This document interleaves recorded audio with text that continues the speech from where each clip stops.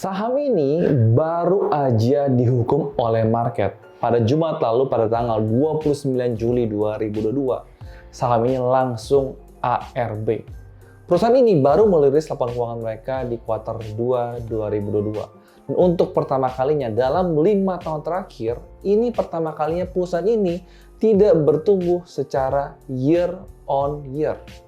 Dan apakah sahamnya? Mari kita bahas di video ini.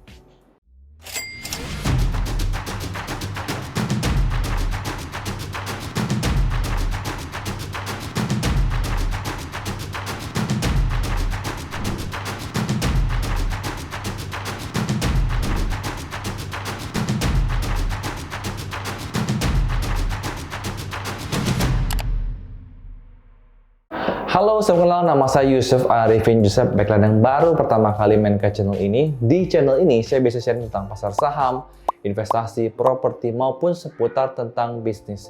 Dan hari ini kita akan ngebahas saham Sido Muncul yang baru aja ARB pada Jumat kemarin. Let's go. Nah, hari ini kita akan menggunakan aplikasi Stockbit untuk ngebahas saham Sido Muncul ini. Karena menurut saya sangat membantu sekali untuk kita menganalisa. Ya, pertama-tama ya harga Sido Muncul ini ya tidak murah ya. PER-nya udah di atas 20, PBV-nya juga 8,38. Nah, terus sebenarnya saya sempat beli saham Sido Muncul ini pada April 2022. Karena menurut saya perusahaan ini terus bertumbuh ya. Sebenarnya sampai kuartal pertama 2022, perusahaan ini terus bertumbuh. Lalu kenapa ARB? Menurut saya kuncinya ada di kuartal 2 2022. Ya, kita bisa lihat di sini. Ini revenue-nya atau penjualannya itu turun menjadi 732 miliar. Kita bisa lihat ya di kuartal 2 2021 itu mereka punya penjualan di 861 miliar. Lah, turun sedikit ya wajar lah. Kenapa langsung ARB?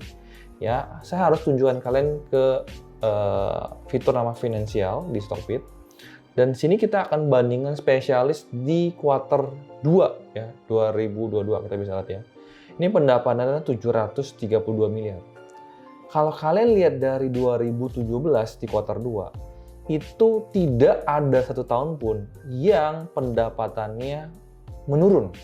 Kita bisa lihat ya, tahun 2017 kuartal 2 606 miliar, naik ke 653 miliar, naik ke 696, naik ke 729, naik ke 861. Tapi dalam 5 tahun terakhir, ini pertama kali Sido kinerjanya menurun.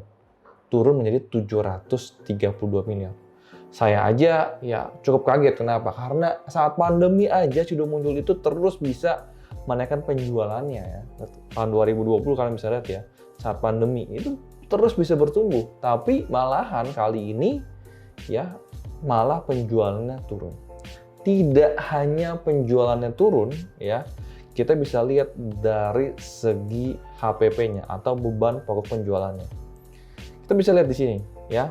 Perusahaan ini saya sangat suka sekali ya sebelum kuartal 2 ini muncul. Kenapa? Karena kita bisa lihat ya, kita tarik ke belakang lagi ya. Di kuartal 2 2016, HPP-nya secara presentasi itu di 57,8%. Ya. Lalu dia punya HPP bisa turun ke 86,8, 49,5, 45,4. Ya, ini sempat naik lagi di saat pandemi 48,7. Lalu 2021 kuartal 2 turun ke 44%. Ya, tapi ini kali ini naik kembali menjadi 49,1%. Nah, ini yang dikhawatirkan. Kenapa? Ya kita nggak tahu ya lebih detailnya. Mungkin saja beban penjualan ini terpengaruh, yaitu karena ya perang Ukraina dengan Rusia ya. Dan kita tahu harga semua naik, harga komoditas naik ya. Jadi mungkin beban mereka juga ikut naik. Gara bebannya ini naik, otomatis laba bersih turun. Laba kotor turun ya. Laba kotor turun menjadi 50,9%. Ya udah penjualan turun, HPP naik, otomatis laba bersihnya juga ikut turun. Ya, laba bersihnya turun ke 20,6%. Secara rupiah ya, itu juga turun menjadi 151 miliar. Padahal tahun lalu itu mereka bisa sampai 233 miliar di kuartal 2. Lalu saya sendiri lihat di beberapa grup komunitas Telegram, mereka bilang, wah saatnya serok nih, harga Sido lagi murah gitu ya. tentu setiap orang punya haknya untuk melontarkan pendapatnya. Nah, saya sendiri juga punya pendapat yang berbeda.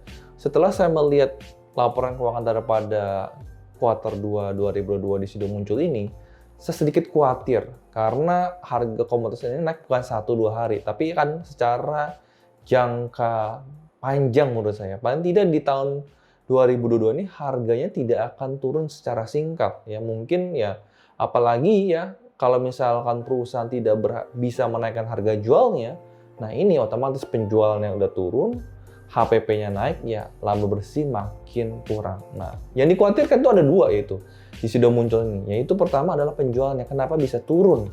Itu yang sedikit aneh sih sebenarnya, karena pandemi aja mereka bisa naik. Kenapa di saat ya daya beli masyarakat sudah naik, malah mereka penjualan malah justru turun?